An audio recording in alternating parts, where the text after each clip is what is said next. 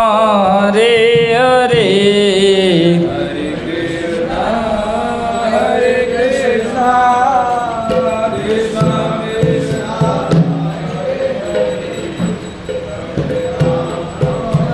हरे राम राम राम हरे हरे हरे कृष्णा कृष्णा कृष्णा हरे हरे हरे राम राम राम हरे हरे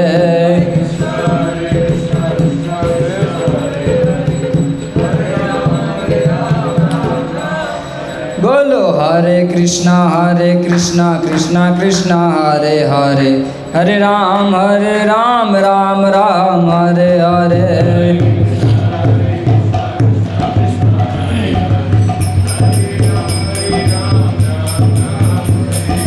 हरे कृष्णा कृष्णा कृष्णा हरे हरे हरे राम राम राम हरे हरे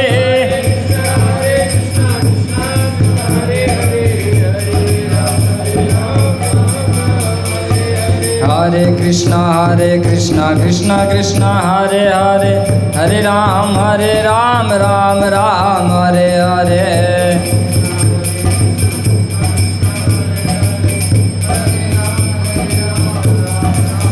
बोलो हरे कृष्णा कृष्णा हरे हरे हरे राम राम राम हरे हरे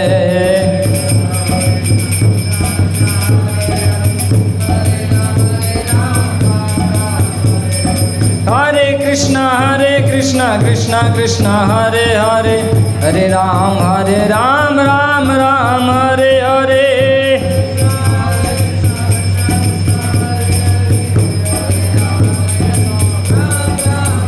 जय रुक्मिणी द्वारकाधीश रुक्मिणी द्वारकाधीश जय रुक्मिणी द्वारकाधीश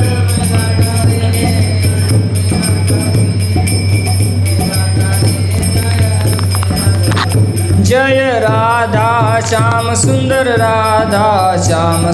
राधे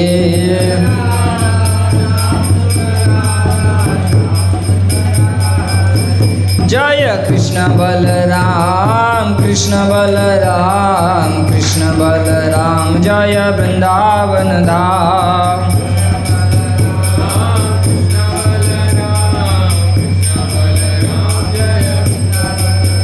जय गौर निताय जय गौर निताय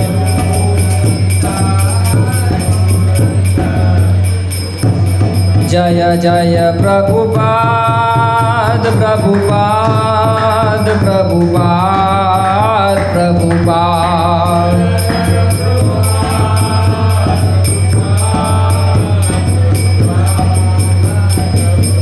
नित्य गौर हरि बोल हरि बोल हरि बोल हरि बोल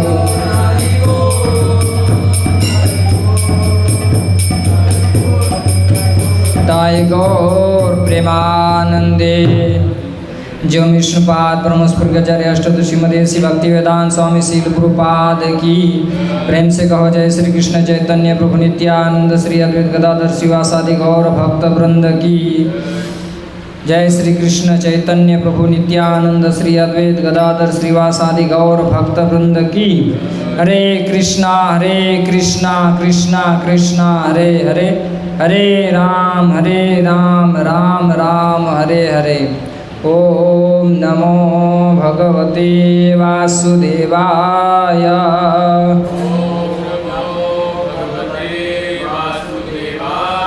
ओम नमो भगवते वासुदेवाय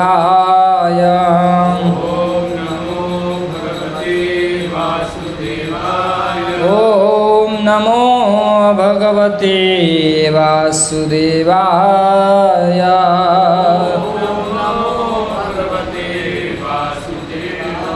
नारायणं नमस्कृत्य नरं चैव नरोत्तमं देवीं सरस्वतीं व्यासं ततो जयमुदीरये नष्टप्रायेषु भद्रेषु नित्यं भागवतसेवया भगवती उत्तम श्लोके भक्तिर्भवति नैष्टिकी कृष्णाय वासुदेवाय हरये परमात्मने प्रणतक्लेशनाशाय गोविन्दाय नमो नमः। वसुदेवसुतं देवं कंसचाणूरमर्दनं देवकी परमानन्दं कृष्णं वन्दे जगद्गुरुं।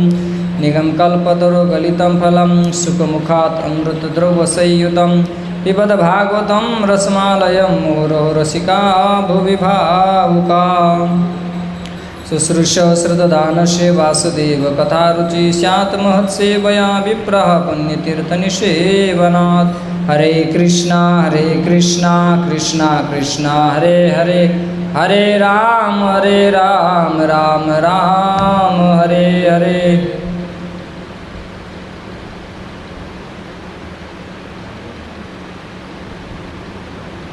हरे कृष्णा। तो आज के श्रीमद् भागवत क्लास में सभी भक्तों का स्वागत है। हम श्रवण कर रहे थे कल से कि शिवजी के द्वारा प्रचेता जो गण हैं उनको उपदेश प्राप्त हुआ है। इसी क्रम में कल हम सुन रहे थे, श्लोक की आवृत्ति करेंगे। नीलरक्तोत्पलाम्भोजा कल्लारेण दिवराकरम् हंससारसचक्राः कारण्डवनिकोजितम्। नीलरक्तोत्पलाम्भोजा कल्लारेण दिवराकरम् हंससारसचक्राः कारण्डवनिकोजितम्। नीलरक्तोत्पलाम्भोजा कल्लारेण दिवराकरम् हंससारसचक्राः कारण्डवनिकोजितम्। आवृत्ति कीजिए। नीलरक्तोत्पलाम्भोजा कल्लारेण दिवराकरम्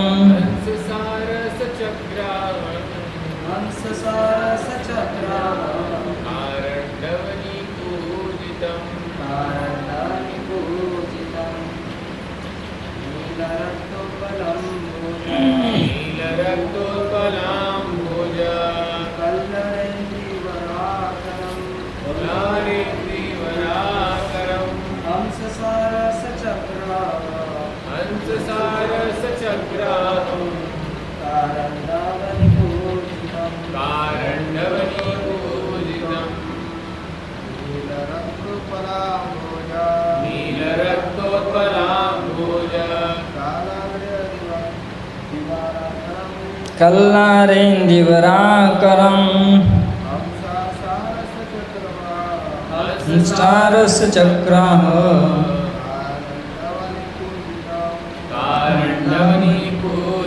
माताएं। नीलरक्तोत्पलाम्भोजा कल्लारेण दिवराकरम्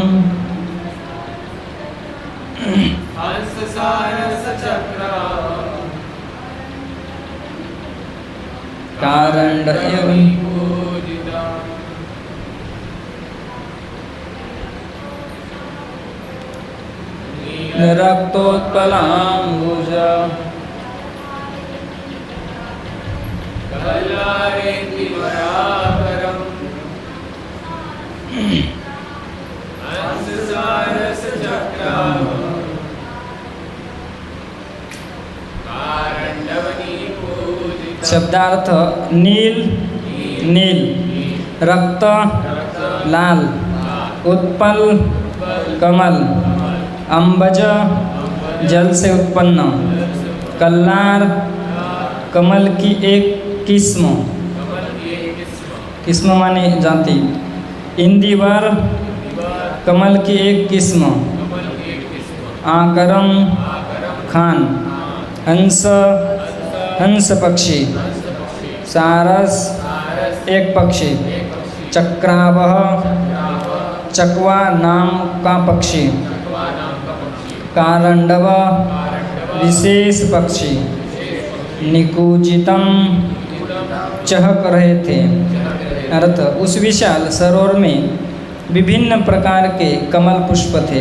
कुछ नीले थे तो कुछ लाल, कुछ रात्रि में खिलने वाले थे तो कुछ दिन में, और इंदिवर जैसे कुछ कमल शाम को खिलने वाले थे।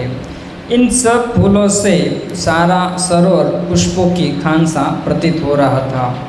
फलस्वरूप सरोवर के तटों पर हंस, सारस, चक्रवाक, कारंडव तथा अन्य सुंदर जल पक्षी खड़े हुए थे। तात्पर्य, इस श्लोक में आकरम खान शब्द महत्वपूर्ण है, क्योंकि जलाशय ऐसी खान के सदृश लग रहा था जिसमें विभिन्न प्रकार के कमल उत्पन्न होते हो।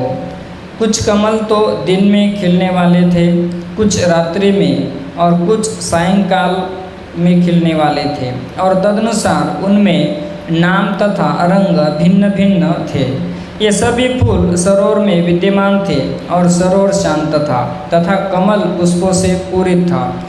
अतः हंस, चक्रवाक तथा कारंडव जैसे पक्षी किनारों पर खड़े थे और विभिन्न प्रकार के गीत गा रहे थे, जिससे सारा दृश्य मनोरम लगता था। जिस प्रकार प्रकृति के 3 गुणों के मेल से भिन्न भिन्न प्रकार के मनुष्य होते हैं, उसी प्रकार पक्षी, वृक्ष, भौरे भी भिन्न भिन्न प्रकार के होते हैं। भौतिक प्रकृति के 3 गुणों के अनुसार ही सारी वस्तुएं विभाजित है। हंस तथा सारस जैसे पक्षी जो स्वच्छ जल तथा कमल पुष्पों का आनंद उठाते हैं, गंदे स्थानों पर बैठने वाले कौवों से पृथक है। पृथक माने अलग। इस प्रकार मनुष्य है, वे रजोगुणी तथा तमोगुणी होते हैं और सत्वगुणी भी है। यह सृष्टि इतनी विचित्र है कि प्रत्येक समाज में भिन्नताएं हैं। इस प्रकार कमल पुष्पों से पूरित उस विशाल सरोवर के तट पर सभी उत्तम पक्षी आनंद ले रहे हैं। जगत गुरु शील प्रभुपाद की। तो हम पूर्व प्रसंग में सुन रहे हैं, यह जो श्रीमद् भागवतम के 4th स्कंद में 24वां अध्याय है कि शिव जी के द्वारा प्रचेतागण को उपदेश प्राप्त हुआ है और उसी के अनुसार ये भगवान हरि का इन्होंने पूजन किया, ध्यान किया। और बड़े बड़े योगी जिन भगवान शिव जी का ध्यान करते हैं, उनको शिव जी प्राप्त होना बड़ा दुर्लभ है। लेकिन ऐसे शिव जी ने प्रचेतागण को यहाँ आकर दर्शन तो दिया, लेकिन भगवान का ध्यान पूजन का उपदेश भी किया। इसी प्रसंग में चलते हुए हम कल श्रवण कर रहे थे कि यह जो प्रचेतागण है, ये समुद्र के किनारे आए और इन्होंने बड़ा विस्तीर्ण माने विशाल जलाशय को देख लिया। तो कहते हैं कि कैसा है, सुमहत्सर जलाशय, अत्यंत विशाल जलाशय को इन्होंने देख लिया और दृष्टांत के माध्यम से समझाते हैं कि जिस प्रकार से महान एव सदृश महापुरुषों का मन जैसे शांत होता है, स्वच्छ होता है, निर्मल होता है, उसी तरह से इन्होंने जलाशय को देख लिया। स्वच्छ भी है, निर्मल भी है और प्रसन्न भी है। इसी के चलते आगे इस श्लोक में प्रचेतागण ये दृश्य देख रहे वहाँ का जलाशय का, कि कहते हैं कि नील रक्तोत्पल अंबुज कल्लारेण दिवराकरम हंस सारस चक्राह कारंडयो निकुंजितम। अब इसमें कहते हैं कि पहले पंक्ति में अलग अलग जातियों के कमल है, इनके बारे में वर्णन किया गया है। इसका अर्थ कहते हैं कि नील माने नीला कमल है, रक्त माने लाल कमल है, और कहते कि उत्पन्न हुआ, लेकिन कहाँ से? जल से। हम देखते हैं कि कमल जो है वो जल के अंदर रहता है लेकिन अपने आप को अलग से रखता है। तो कहते हैं कि ऐसे अनेक जाति के अलग अलग प्रकार के कमल है और उसमें से ही उत्पन्न एक कमल है, कहते हैं कि कल्लारेन, माने एक अलग प्रकार की वैरायटी है। जैसे अभी हम देखते हैं कि गर्मी का मौसम लगभग कम हो चुका है ना, बारिश का मौसम शुरू है, फिर भी अलग अलग वैरायटी के आम खाने के लिए मिलते हैं, लेकिन है आम। ठीक उसी प्रकार से है कमल, लेकिन अलग अलग जाति के, जिसमें प्रभुपाद ने शब्द प्रयोग किया है किस्म माने जाति। लाल रंग का कमल है, नीले रंग का कमल है, कल्लार का जाति का कमल है, और इंदिवर माने इसे नीलोत्पल कहते हैं। नीले रंग का उत्पन्न हुआ जल से कमल, इसे इंदिवर या नीलोत्पल भी कहते हैं। तो आगे कहते हैं हंस। अब ये हो गया कमल के बारे में।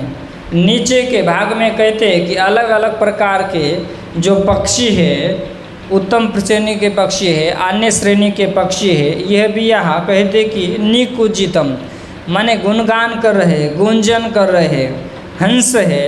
अब देखते हैं हम हंस के बारे में, हम सब ने सुना है शास्त्र में या गुरुजनों के मुखारविंद से कि हंस केवल दूध ग्रहण कर लेता है और जल को छोड़ देता है, माने ये उत्तम श्रेणी का पक्षी है। अब देख लीजिए, जिस दूध में जल मिक्स किया गया है और उसमें से केवल दूध ग्रहण करेगा, कठिन लगता है कि नहीं, और दूध छोड़ देगा, कैसे अलग होगा माने उत्तम श्रेणी का पक्षी है। तात्पर्य में हमने सुना अंतिमतः विशाल सरोवर के तट पर, वो जो तट है, सभी उत्तम पक्षी आनंद ले रहे हैं। तो हंस उत्तम श्रेणी में आता है। जैसे बारिश के समय में हम देखते हैं कि बारिश में एक पक्षी होता है, वो केवल बारिश से जो बूंद नीचे गिरते हैं उसी बूंद को ग्रहण कर लेता है, जिसे चातक पक्षी कहा गया है। इसका वर्णन श्रीमद् भागवतम के 10वें स्कंद में आता है। वह अन्य जल नहीं ग्रहण कर लेता है, माने इसकी ये विशेषता है कि ये किस श्रेणी का पक्षी प्राप्त होता है यहाँ पर। उसी तरह से कहते कि हंस है, सारस है। तो पहले बहुत सारे घने जंगल रहते थे कि यहाँ पर चकवा, सारस, ये पक्षी हमें दिखने के लिए प्राप्त होते थे।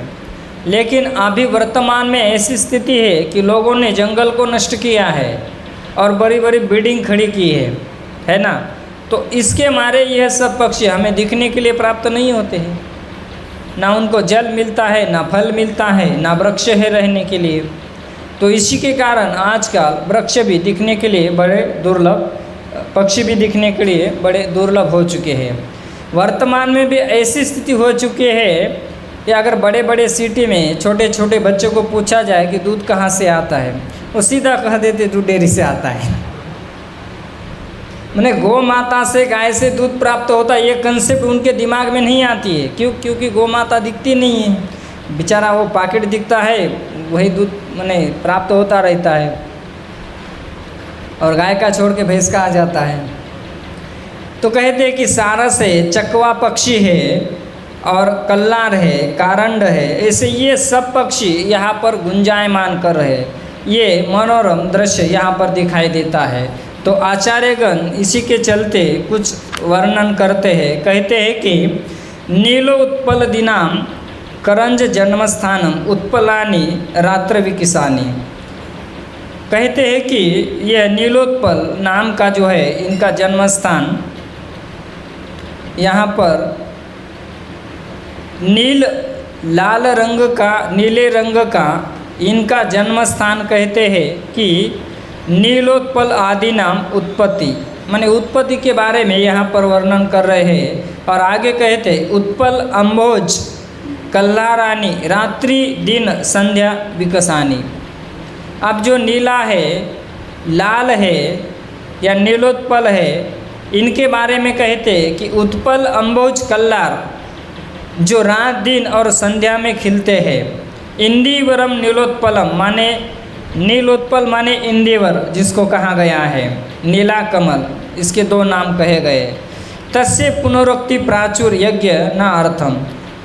तो इसकी बार बार आवृत्ति हो चुकी है अधिक मात्रा दर्शाने के लिए, समझाने, क्योंकि अलग अलग जातियां हैं। तो उनको अलग अलग बताने के लिए यहाँ पर कहते वर्णन कर रहे हंस आदि भी निकुजितम। हंस आदि, आदि का अर्थ होता है कि कई सारे पक्षी है, हंस है, आदि है, अनेक पक्षी वहाँ इस मौसम में गुंजायमान करते हैं। अब आगे के टीका में कहते नीलोत्पल आदि नाम जन्मस्थान उत्पलानि रात्र विकासानि, कि नीला रंग का जो कमल है कहते हैं कि यह रात के समय में खिलता है, दिन में नहीं खिलता है। तो दिन में कौन सा खिलता है? श्री श्री रुक्मिणी द्वारकाधीश भगवान की अम्भोजानी दिन विकासिनी, कहते कि यह जो अम्बज नाम का कमल है यह दिन विकासिनी, यह दिन में खिलता है, ये रात में नहीं खिलता है। कल्लारानी संध्या विकासिनी, अब कल्लार नाम की जाति का जो कमल है तो उसे कहते हैं कि ये संध्या के समय खिलता है।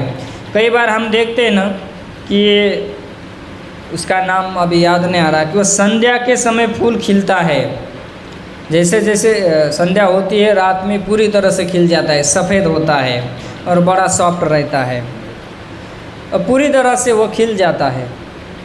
तो उसी तरह से कहते हैं कल्लारानी नाम का जो कमल है संध्या के समय खिलते हैं। इंदिवरम नीलोत्पलम तस्य पुनरोक्ति प्राचुर्य ज्ञान अर्थः, इंदिवर के नीलोत्पलोत्पत्ति है, यह बार बार कहना अधिक मात्रा को दर्शाने के लिए यहाँ गया है।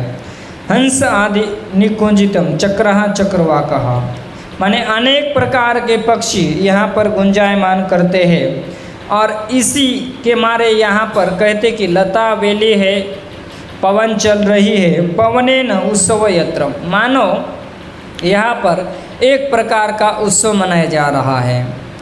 अब तात्पर्य के माध्यम से हम श्रवण करेंगे कि यहाँ पर कहाँ गया है खान, खान समझ रहे, माने उस चीज़ प्रचुर मात्रा में वहाँ पर उपलब्ध है, अवेलेबल है। अनेक प्रकार के पक्षी यहाँ चहक रहे, गुंजान कर रहे, उसे खान कहते, अलग अलग। और कहते कुछ दिन में खिलते हैं कमल, कुछ रात में और कुछ संध्या के समय। और कहते कि हंस गा रहे हैं, चकवा गा रहा है, सब अपनी अपनी बोली में गा रहे हैं। अब दृष्टांत के माध्यम से हम समझते कि वृंदावन में अनेक सारे वृक्ष है, पेड़ है, तो वहाँ पर अलग अलग प्रकार के पक्षी रहते हैं। प्रातःकाल के समय में हम भ्रमण करते हैं तो हमें यह दृश्य दिखने के लिए प्राप्त होता है कि तोता है या अलग अलग प्रकार के वृक्ष है, तो वहाँ पर विराजमान ये पक्षी है तो अपनी वाणी में इसका गुणगान करते हैं। जैसे हम देखते हैं कि हम तुलसी वन में जाएंगे जहाँ पर वृंदा देवी तुलसी है वृंदा कुंड में, तो वहाँ पर कई सारे तोता हैं, या वृंदावन में कोई भी स्थान पे जाएंगे अलग अलग प्रकार के जो कल्प वृक्ष है वहाँ पर अनेक पक्षी अपने अपने वाणी में गुणगान करते हैं। कोयल कुहू कुहू करके गाती है, अन्य छोटे छोटे जो पक्षी है वह अपने अपने वाणी में गुणगान करते हैं। तो क्या करते हैं, बोले वो गीत गाते हैं। तात्पर्य में प्रभुपाद जी लिखते हैं कि गीत गाते हैं। अब वो कौन सा गीत गाते हैं ये तो हम नहीं बता सकते हैं, लेकिन वृंदावन के जो पशु पक्षी है वो भगवान का गुणगान गाते हैं, भगवान का लीला का वर्णन करते रहते हैं। उसी तरह से तात्पर्य में प्रभुपाद जी लिखते हैं कि जो भी पक्षी वृक्ष के ऊपर विराजमान है वो गीत गा रहे हैं, गुणगान कर रहे हैं भगवान के बारे में। उसी तरह से ठीक इसी तट पर सभी पक्षी अपनी वाणी से गीत गा रहे और प्रसन्नता प्रदान कर रहे हैं। अब दूसरी बात यहाँ पर हम समझ सकते हैं कि जिस नगर में हम विराजे हैं उसका नाम है राठी नगर। अब यहाँ पर श्री श्री रुक्मिणी द्वारकाधीश भगवान विराजमान है। इन्हीं के सानिध्य में हम अगल बगल में देखते हैं कि भगवान के स्वरूप माने जाने वाले वट वृक्ष है, पीपल का वृक्ष है, बगीचा है, अनेक अलग अलग प्रकार के वृक्ष यहाँ लगाए गए हैं। जब ब्रह्म मुहूर्त में हम यहाँ आकर विराजते हैं, भ्रमण करते हैं, कई सारे भक्त अगल बगल में जप करते हैं, तो इन पेड़ों के ऊपर कई सारे पक्षी आकर विराजते हैं और अपनी वाणी में क्या करते हैं, कुजितम, गायन करते हैं, गुणगान करते हैं, गुंजन करते रहते हैं। अब इसको हम ध्यान से सुनेंगे तो हर एक पक्षी का आवाज़ अलग अलग आता है, सबका एक जैसा नहीं आता है ना। कोई कम समय में गाते हैं, कोई लंबे समय में गाते हैं, कोई अल्प क्षण में गा लेते हैं, लेकिन ये गीत गा रहे हैं उस तट पर, ऐसे प्रभुपाद जी यहाँ पर वर्णन करते हैं। और ठीक उसी तरह से इस श्लोक के मौसम में बता रहे कि जैसे वृंदावन में जैसे मंदिर है या अन्य जगह वृक्ष है वहाँ पर गुणगान करते हैं, वैसे ही यहाँ पर वर्णन आता है। इसको हमने इसे समझना चाहिए। रामायण में एक प्रसंग आता है, शायद उस राजा का नाम कैकेयी था, जो पक्षी की वाणी को समझ सकते थे, माने पक्षी क्या कर रहे हैं। तो एक बार का प्रसंग है, वो राजा थे और उनके साथ उनकी भार्या थी, माने पत्नी। तो उन्होंने पक्षी का आवाज़ सुनकर वो हंसने लगे। अब पत्नी ने जिज्ञासा की कि आप क्यों हंस रहे हैं। कहे कि इनके बीच जो वार्तालाप चल रहा है पशु पक्षी के बीच, ये मैं सुन के हंसा हुआ। अब पत्नी ने जिद कर दिया कि नहीं आपको ये बताना है। कहे कि ये मैं नहीं बता सकता कि इन्होंने क्या कहा है, मैं अगर बताऊंगा तो मेरी मृत्यु होगी। पत्नी कही कोई बात नहीं आप समझ रहे। तो बोले मैं मूर्ख नहीं हूँ, है ना, मैं मर जाऊँ, केवल ये इनकी वाणी बताने से मैं मर जाऊँ और तुम जीते रहे, ये कोई विवेकता नहीं। बोले मैं बताने वाला नहीं, तुम्हें जो करना है सो करो। तो ऐसे भी कुछ जानकार रहते हैं कि पशु पक्षी की वाणी को जान लेते हैं कि ये आपस में क्या चर्चा कर रहे, ये क्या गुणगान कर रहे। ठीक उसी तरह से कहते हैं कि उन्होंने अपने पत्नी को नहीं बताया, वहाँ पर उन्होंने अपने विवेक का प्रयोग किया। सार ये है कि पक्षी गाते हैं और जो जानकार है वह समझते हैं कि यह अपने वाणी से गीत गा रहे हैं, जैसे हमने इसी प्रसंग में श्रवण किया था। तो आगे चल के इसी में वर्णन आता है कि ये सब आनंद विभोर है इस प्रसंग, ठीक वैसे जैसे भांडीर वट में है या अन्य अन्य भगवान के लीला स्थलियों में पक्षी गुंजायमान करते हैं। नेक्स्ट पॉइंट में प्रभुपाद कहते हैं कि प्रकृति के 3 गुण है, सतोगुण, रजोगुण, तमोगुण, और ये अलग अलग प्रकार के गुण हैं। ठीक उसी प्रकार से इस प्रकृति में 3 गुणों में मनुष्य बंधा हुआ है, सतोगुण है, तमोगुण है, रजोगुण है। अब देखिए चाहे भक्त हो लेकिन 3 ही कैटेगरी में आएंगे, और इसके ऊपर उठ चुके हैं तो वो अलग विशुद्ध सतोगुण में मुड़ जाते हैं। अब सतोगुणी भक्त का सतोगुणी भक्त से मिलन हो जाता है, माने उनकी बात बन जाती है। रजोगुणी की रजोगुणी के साथ, तमोगुणी की तमोगुणी के साथ, इनका एक दूसरे के साथ स्वभाव मिल जाता है। सतोगुणी का रजोगुणी से नहीं मिल पाएगा, रजोगुणी का तमोगुणी से नहीं मिल पाएगा, या सतोगुणी का ये दोनों से नहीं मिल पाएगा, क्योंकि गुणों का उसमें भेद होता है। तो प्रकृति के अनुसार यहाँ अलग अलग वर्णन। ठीक उसी प्रकार से पशु पक्षी भी अलग अलग प्रकार के यहाँ पर होते हैं, इस बात का भी यहाँ पर वर्णन किया गया है। प्रभुपाद जी कहते हैं कि उत्तम श्रेणी के जो पक्षी है इस तट पर आकर विराजते हैं, और इसी के अनुसार हंस, सारस पक्षी जो स्वच्छ जल और कमल पुष्पों का आनंद लेते हैं, मानो इनकी कैटेगरी का स्तर अलग है, और गंदे स्थानों पर बैठ के कौवे से अलग इनका अलग स्तर बताया गया है। तो इस प्रकार मनुष्य का भी स्तर है, सतोगुणी है, रजोगुणी है और तमोगुणी है। देखिए इन सब स्तरों से उठने के लिए हमें श्रवण करना चाहिए, भगवान की भक्ति करना चाहिए। अगर हम शास्त्र समझना चाहते हैं तो भगवद गीता के तात्पर्य में प्रभुपाद जी कहते हैं कि पहले हमारा आहार सात्विक होना चाहिए। आहार शुद्ध सत्वशुद्धि, सत्वशुद्धि ध्रुवा स्मृति नाम विप्रमोक्ष। ये श्लोक दिया गया है। इसका सार यह है कि हमारा आहार सात्विक होना चाहिए, तभी हम शास्त्र को समझ सकते हैं। अगर हमारा आहार सात्विक नहीं है तो यह शास्त्र को समझना बड़ा कठिन है, समझ नहीं सकते हैं। इसलिए भोजन के ऊपर बहुत कुछ बताया गया है कि भोजन शुद्ध सात्विक होना चाहिए साधक का, और गृहस्थी में भी, नहीं तो भजन नहीं हो पाएगा, भक्ति नहीं हो पाएगी, बड़ी कठिनाई होगी। भोजन के ही ऊपर भजन डिपेंड है। चाप चाप के खाया ठुस ठुस के भजन नहीं होगा, कभी नहीं होगा। जितना आवश्यक है, गीता में भगवान कहते हैं कि युक्त आहार विहार से, जितनी आवश्यकता है उतना ही आहार ग्रहण कर लेना चाहिए। आधी भी रोटी ज़्यादा ग्रहण कर लेगी ना तो आलस की इतना आएगा कि अगर कुछ करना चाहे फिर भी नहीं कर पाएगा। इसी के चलते मारे मुझे राधे श्याम प्रभु कहते आधी रोटी भी ज़्यादा खा लिए तो उसको विघ्न आ जाएगी। कहने का सारे जितनी भूख लगी उतना पा लेना चाहिए। आप समझ रहे ना बात को, जितना ज़रूरत है उतना पाना चाहिए। नहीं इसका मतलब ये नहीं कि पेट को खाली रखो भूखा रहो, नहीं है। जितनी ज़रूरत है, जितने में चलता है उतना भर पा लेना चाहिए, इससे पेट भर जाता है। लेकिन ठूस ठूस के ज़्यादा भर दिया, जैसे कहते हैं ना कि 100 में कैटेगरी की है ना, 50% पा लेना चाहिए, हाँ 25% जल की रखना चाहिए और 25% हवा के लिए, क्योंकि अंदर में घूमना चाहिए।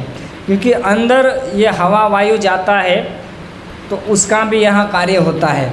लेकिन हमने रिकॉर्ड ब्रेक कर दिया 50 से आगे, तो पानी भी थोड़ा जाता है क्योंकि जाना ही है उसको नीचे, नहीं तो क्या करेगा बेचारा। हवा नहीं जाएगी और फिर वो तरबूज की तरह हो जाता है, जाम हो जाता है, और फिर पेट साफ होना भी मुश्किल हो जाता है, और फिर पेट की समस्याएं बढ़ती है।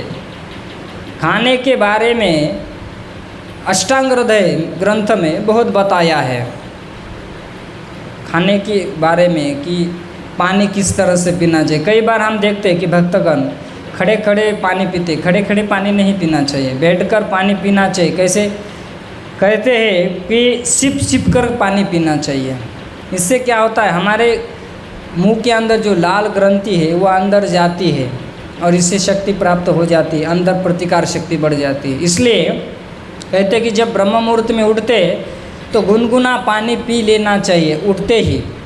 इससे क्या होता है, लाल ग्रंथि अंदर जाती है, शरीर के अंदर जितने भी विष उत्पन्न हुआ है, गंदगी, वो सब छोटी बड़ी आंत को साफ कर देती है। इसलिए ये कहा गया है कि आहार शुद्ध होना बहुत ज़रूरी है। अगर आहार शुद्ध होता है तो भक्ति करने के लिए बहुत अच्छा लगता है। जैसे आज एकादशी है कि नहीं, एकादशी के दिन कई सारे भक्त लोग फलाहार ग्रहण कर लेते या हल्का सा आहार ग्रहण लेते। आप सब जानते हैं या महसूस होता है कि शरीर बड़ा हल्का लगता है, शरीर के ऊपर किसी प्रकार का बोझ नहीं लगता है, या कम मात्रा में कोई प्रसाद पा लिया है, ज़्यादा नहीं पाया, तो एकदम शरीर हल्का फुल्का लगता है और भक्ति या सेवा करने के लिए बड़ा आनंद आता है। ये सब अपना अपना अनुभव है। तो कहते हैं कि सतोगुणी, रजोगुणी और तमोगुणी अलग अलग कैटेगरी यहाँ पर की गई है, तो अपना आनंद लेते हैं। तो इसी में हम यह श्रवण किए। श्रीमद् भागवतम के तृतीय स्कंद निकालिए 21वां अध्याय, 21वें अध्याय में श्लोक क्रमांक 38। जिस तरह से इस जलाशय के तट पर हंस है, सारस है, चकवा है, अलग अलग के कमल उत्पन्न हुए हैं और यहाँ आनंद ले रहे, ठीक उसी प्रकार का वर्णन श्रीमद् भागवतम के तृतीय स्कंद के अध्याय क्रमांक 1 श्लोक क्रमांक 38 से लेकर 44 तक वर्णन है। तो यहाँ इन्होंने वर्णन किया है कि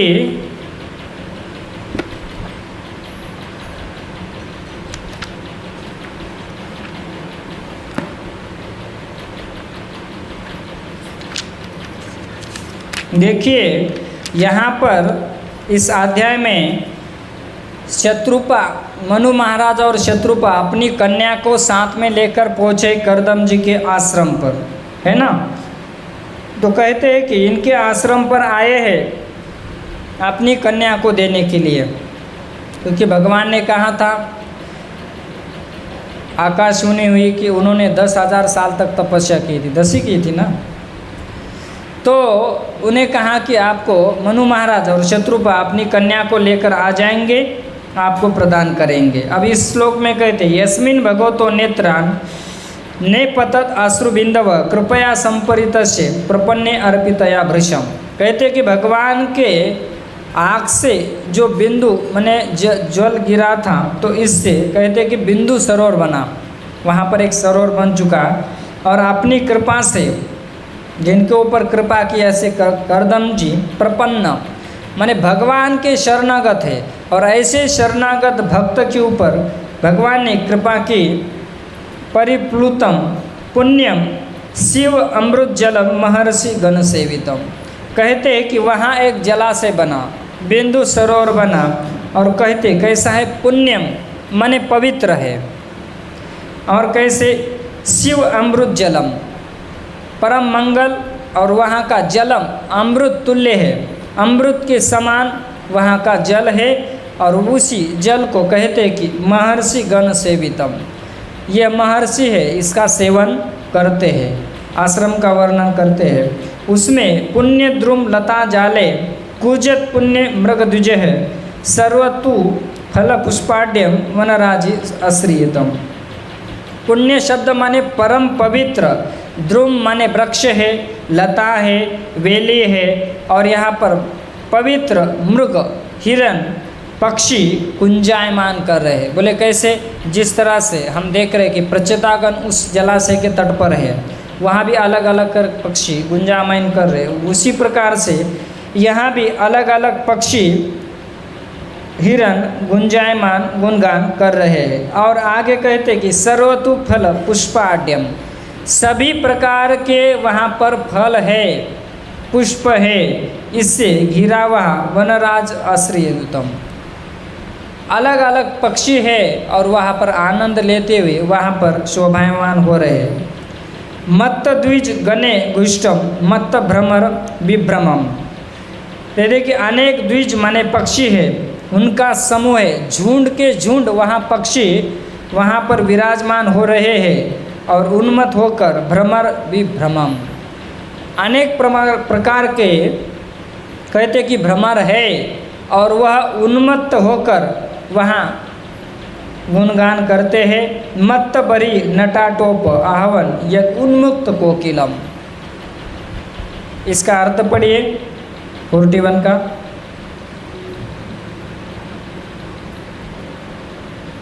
यह प्रदेश मत वाले पक्षियों के स्वर से प्रतिध्वनित था, मत वाले भौरे मंडरा रहे थे, प्रमत्त मोर गर्व से नाच रहे थे, और प्रमुदित कोयले एक दूसरे को पुकार।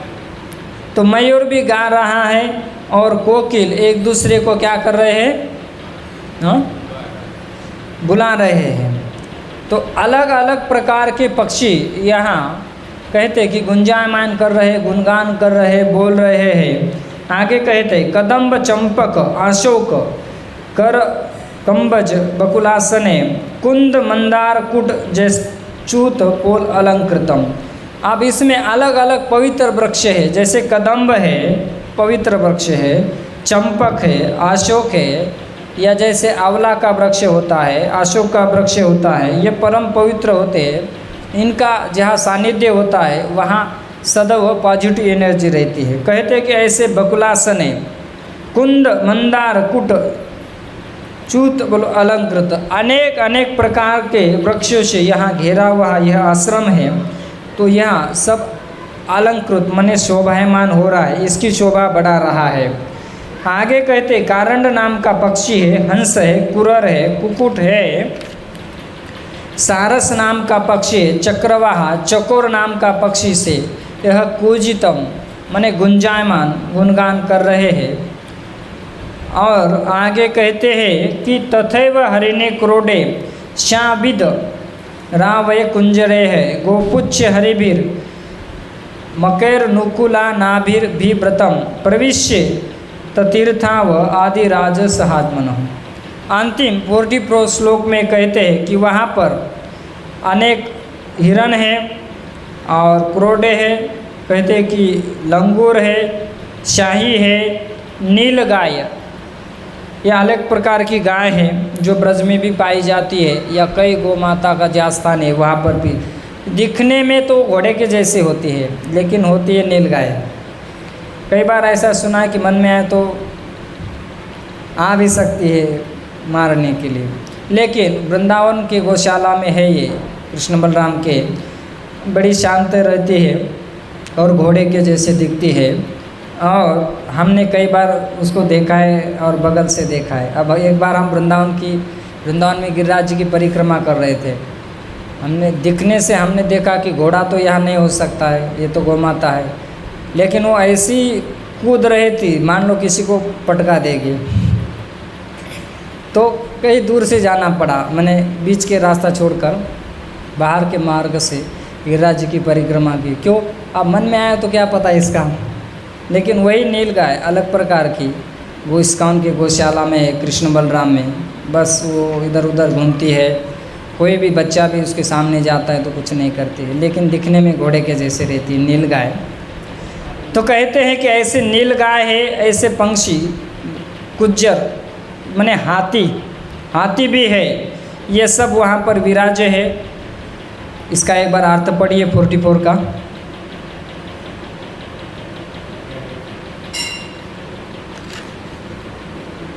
इसके तटों पर हिरण, सुकर, शाही, नीलगाय, हाथी, लंगूर, शेर, बंदर, नेवला तथा कस्तूरी मृगों की बहुलता थी। तो कहते हैं कि नेवला भी है, कस्तूरी मृग भी है और नीलगाय भी है, हिरण भी है, अलग अलग पक्षी वहाँ पर विराजे है। और कैसे है? आनंद में है ना। नेवला जिनकी सांप के साथ दुश्मनी रहती है। ठीक उसी प्रकार जिस प्रकार से हम इस श्लोक में सुन रहे थे कि इस विशाल तट के पट पर हंस, चारस, चकवा ये पक्षी उत्तम श्रेणी की आनंद ले रहे। बोले कैसे? बोले जिस प्रकार से करदम जी के आश्रम में अलग अलग पक्षी पशु आनंद ले रहे, ठीक वैसे ही। तो इस प्रकार से यहाँ का जो प्राकृतिक वर्णन है, सौंदर्य से भरा हुआ, इसका वर्णन यहाँ पर किया गया है। कई बार हम देखते हैं ना, कई सारे लोग घूमने के लिए जाते हैं जहाँ जंगल हो, तो उसमें क्या, तो यही तो रहता ना, पशु पक्षी रहते, पेड़ रहते, वृक्ष, ये सब प्राकृतिक वर्णन यहाँ पर किया गया है। तो कहते हैं कि इस प्रकार से भाव यह है कि कमल फूलों से पूर्ण इस विशाल वृक्ष के तट पर सभी उत्तम पक्षी आनंद ले रहे। बोले जैसे सतोगुणी मनुष्य आनंद लेते हैं, या करदम जी के आश्रम में अलग अलग प्रकार के पशु पक्षी विराजमान हुए, गुंजायमान कर रहे और आनंद ले रहे। बोले कैसे? बोले जैसे प्रचेतागण जिस तट पर विराजे हैं और वह अलग अलग कमल उत्पन्न हुए हैं और उत्तम श्रेणी के पक्षी आनंद ले रहे हैं, ठीक उसी प्रकार से। तो इस प्रकार से यहाँ पर यह वर्णन आता है इस श्लोक के माध्यम से। कितना समय बाकी है? 10 मिनट। तो अभी हम अधिक मास में प्रवेश करेंगे। 10 मिनट है। अधिक मास का आज के दिन पर 26वां अध्याय आता है। हम सब भक्त है या कोई भक्त न हो, वो भी अधिक मास में व्रत करते हैं। अब उन्हें भी भक्त ही कहना चाहिए कि वो भी भक्ति के अंगों का पालन कर रहे हैं, चाहे माला फेरे ना फेरे, है ना। और कार्तिक मास में भी करते हैं। तो कहते हैं कि अधिक मास के इस 26वें अध्याय में वर्णन आता है। अब देखिए, अधिक मास अपनी ओर जा रहा है, पूर्णता की ओर, है ना। तो इसका उद्यापन करते हैं। उद्यापन माने पूर्ण आहुति, समापन करना जिसे कहते हैं। व्रत तो ले लिया है, संकल्प तो ले लिया है, अपना अपना संकल्प, हर एक कोई अपना अपना संकल्प जान लेते हैं और करते भी है इसे दृढ़ता से। तो समापन करना पड़ता है इसे, ये समापन कर रहा है। तो कहते हैं कि जब व्रत की पूर्णता होती है, वृंदावन में हम देखते हैं कई साधु रहते हैं, कई गृहस्थी भक्त रहते हैं, इसका उद्यापन करते हैं अपने अपने सामर्थ्य के अनुसार। कई भक्त कार्तिक में इसका उद्यापन रहते हैं साधु। अब साधु के पास क्या रहेगा, जो भी उनके पास सामर्थ्य के अनुसार होता है वो खिला देते हैं। अब किसी के पास कुछ भी नहीं है, चाहे गृहस्थी में है, विरक्ति में है, अगर वो गाय को भी कुछ खिला देते हैं अपने सामर्थ्य के अनुसार, तो उसका भी उद्यापन हो जाता है। माने आप समझ रहे हैं ना, कुछ भी नहीं है उनके पास, तो इस माध्यम से भी उद्यापन कर सकते हैं। और अपने पास प्रचुर मात्रा में धन है, तो जैसा वर्णन किया है वैसा बनाना चाहिए और खिलाना चाहिए।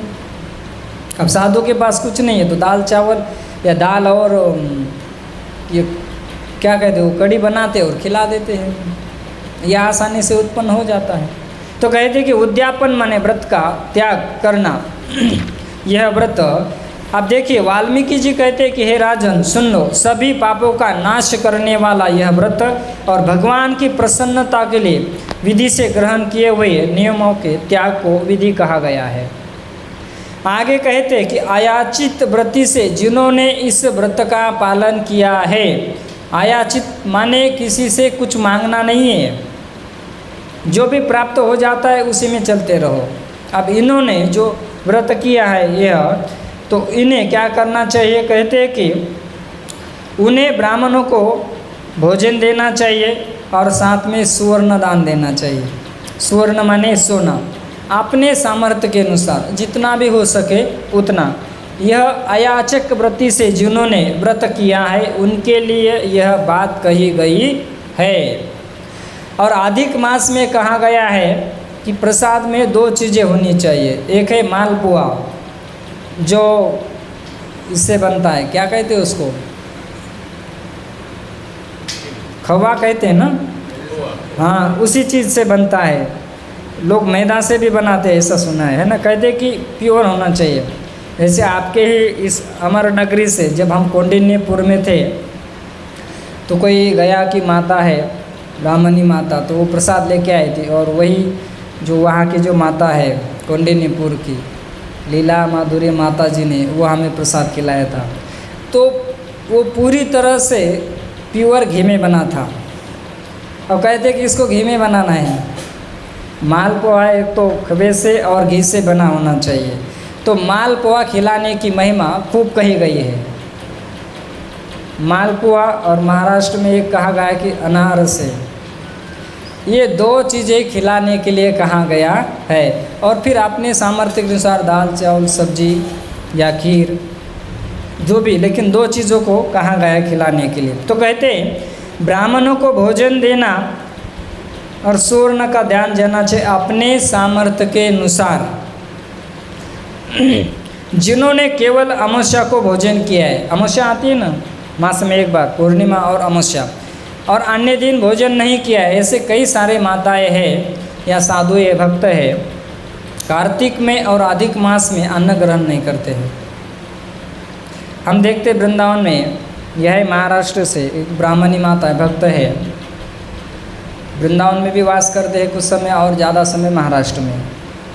तो वो एक ही समय पाते हैं, कार्तिक में एक ही समय पाते हैं। इसका भी बहुत फल कहा गया है, अधिक मास में एक समय प्रसाद पाना।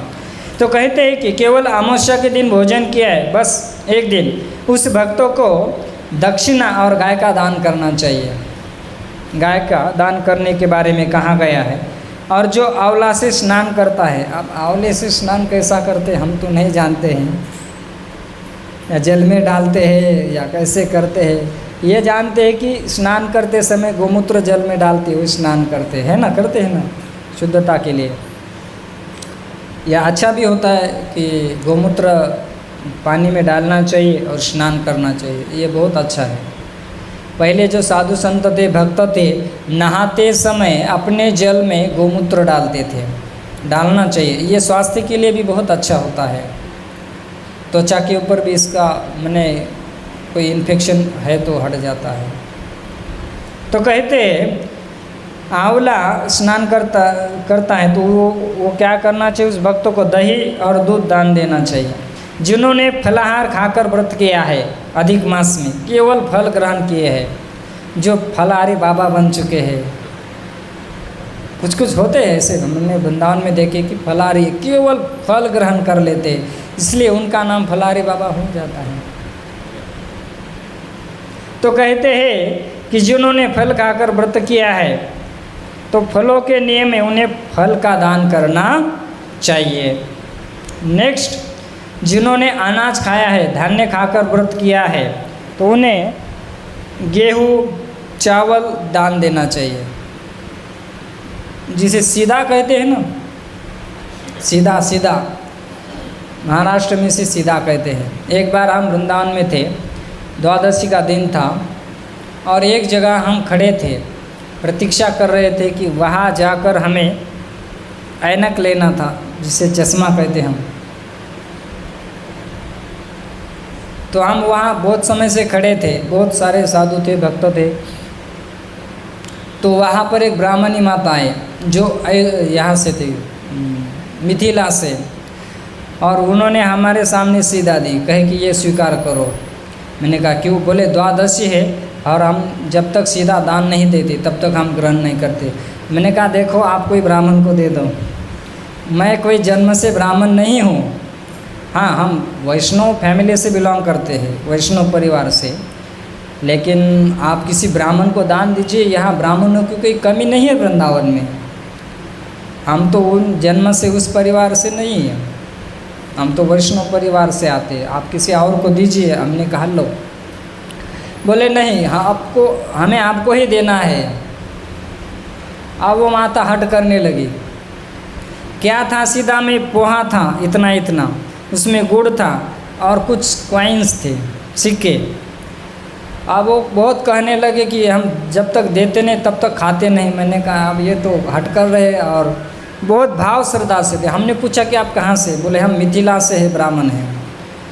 मैंने कहा अब इनको नाराज़ करना अच्छा नहीं, तो हमने उसको ग्रहण किया। तो उसमें पोहा है, गुड़ है और 2-3 कॉइन्स थे। तो कहते हैं कि उन्हें सीधा देना चाहिए। कहने का मतलब ये है, धान्य खाकर व्रत किया है, गेहूँ चावल देना चाहिए। जो ज़मीन पर सोए हुए थे, बहुत सारे भक्त सोते हैं ना कार्तिक में और अधिक मास में, खाट के ऊपर नहीं सोते हैं। जिन्होंने ज़मीन के ऊपर सोकर व्रत किया है तो उनको क्या करना चाहिए? बोले सुंदर तकिया, चादर और शैया का दान कर लेना चाहिए। और जिन्होंने पत्तल के ऊपर भोजन किया है, कुछ लोग पत्तल में खाते हैं ना, थाली को छोड़ देते हैं इस मास में, अधिक मास में, तो वे घी और शक्कर का भोजन करना चाहिए। घी से युक्त और उसमें शक्कर हो। हमने घी के कुछ आइटम बनाए, और शक्कर का भी जैसे कुछ कुछ माता है जो पूरन पोली बनाती, उसमें शक्कर आ ही जाता है। तो ऐसे पदार्थ बनाकर भोजन कराना चाहिए। और जिन्होंने नख केस धारण किए, माने नाखून नहीं निकाले, बाल को नहीं काटा है, इनको दर्पण दान करना चाहिए, माने आईना जिसमें हम अपना मुख देखते हैं, ये दान करना चाहिए। और जिन्होंने नियम त्यागने पर अनेक प्रकार के नियम त्याग दिया है तो उन्हें अनेक प्रकार के रस को देना चाहिए। जैसे आज इस समय आम चल रहा है ना, और अलग अलग फल चलते हैं। और जिन्होंने दीप दान किया है अधिक मास में, तो वो क्या करे? कहते कि वह पात्र के साथ दीपक दान देना चाहिए। जिस पात्र में रखते हैं, ऐसे पात्र और दीप को ब्राह्मणों को दान देना चाहिए। तो इस प्रकार से अधिक मास में भक्ति से युक्त होकर जो ऐसा करता है, तो भगवान कहते इस अध्याय के अंत में वो वैकुंठ में जाकर वहाँ पर वास करता है। और अंतिमता लास्ट जो वैष्णवगण सुने हैं या कहते हैं, जो हमने सुना है गुरुजनों के मुखारविंद से, इसका उद्यापन करना है तो अंततः गत्वा 33 ब्राह्मणों को न्योता देना चाहिए और उनको अपने सामर्थ्य के अनुसार प्रसाद खिलाना चाहिए और दक्षिणा देना चाहिए। चाहे हर दिन एक ब्राह्मण बुला के खिलाओ, चाहे एक दिन में सबको बुला के खिलाओ, इसमें मालपुआ होना चाहिए और अन्य सब प्रसाद, और थोड़ी कुछ दक्षिणा देकर हमें ये प्रसाद खिलाकर इसका उद्यापन करना चाहिए। तो इस प्रकार से हमने अधिक मास के बारे में कुछ संक्षिप्त में श्रवण किया।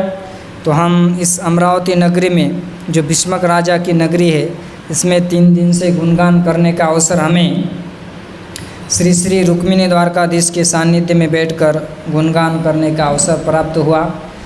श्रीमान रणछोड़ कृष्ण प्रभु, सुमंगल प्रभु, सचिप्राण प्रभु, और क्या नाम है प्रभु जी का? अद्वैत आचार्य प्रभु, और दूसरे क्या?